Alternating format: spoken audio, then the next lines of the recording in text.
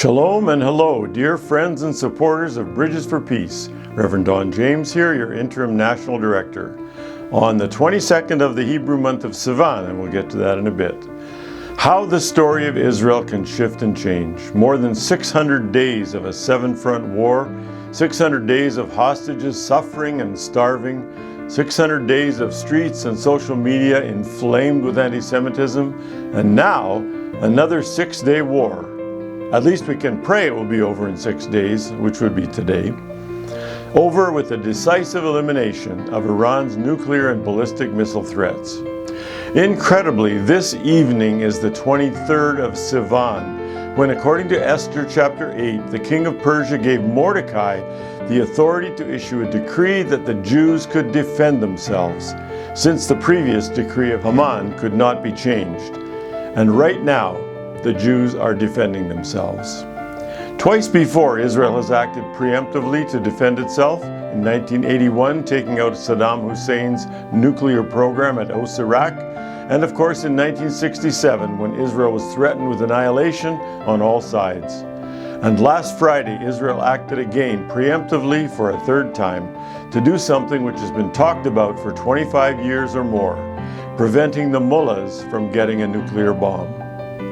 Now, I was amazed that the first reports from CNN, CBC, and CTV were all supportive of Israel.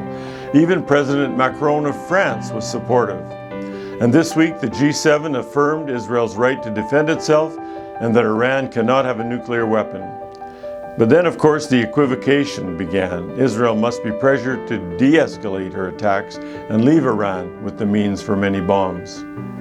But how shall we, as biblically oriented believers, see this latest decision by Bibi and his government to deal with Iran once and for all? There may come a time soon when the world will turn on Israel again, just as it did right after October 7th. I know that I have been praying for this for a long time, for no more talk and strung out negotiations. And the people of Iran have been praying for it for a long time too.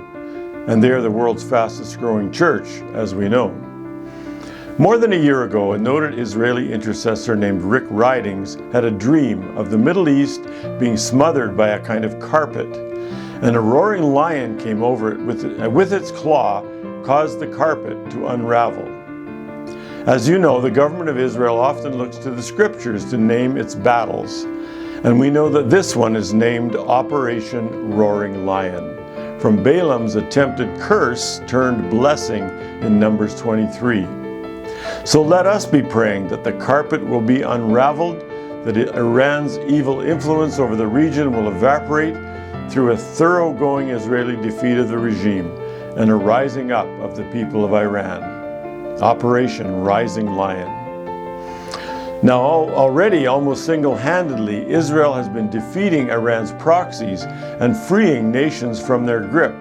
This is clearest in Lebanon, where Hezbollah is a shadow of its former self, and the government is pushing it back further. Israel also caused Assad to fall in Syria. Now, of course, the future is not clearly bright there at this point. And Hamas is going to be gone soon from Gaza, God willing. And all this through the efforts of little Israel. And Iran could well be next. What a testimony this would be to this little nation. But of course, it would also be a testimony to Israel's God, who has given them the wisdom, the courage, the provision, and the faith to fight this battle. An intercessor friend of mine offered this word: "When Israel stands alone, then my glory will arise, says the Lord." And Israel has pretty much been doing all of this alone, with only God's help. We don't know the end of this current story, but we do know the end of the bigger story. The God of Israel will have victory over evil nations, and he will judge them, including and especially for their hatred of Israel. And here we all can stand on a clear biblical foundation.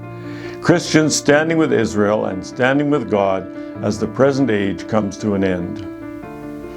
Less than 24 hours after the tragic missile hit on Bat Yam near Tel Aviv, a Bridges for Peace team was on its way to bring comfort and supplies to the people of that Tel Aviv suburb.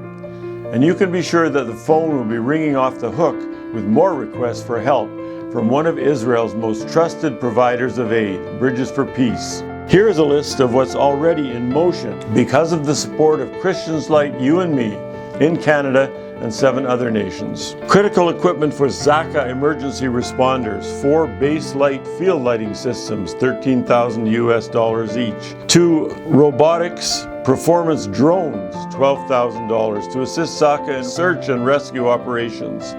Supporting Israel's fire and rescue teams with critical equipment, encouraging frontline heroes with snack and candy packs.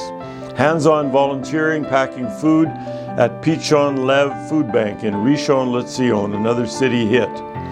Others are partnering with Homefront Command to deliver refreshments to search and rescue teams in the Tel Aviv area. Saving lives in Dimona with defibrillators, and it goes on and on. Peter issued, right after the initial attack, an appeal for funds in our Crisis Assistance Fund.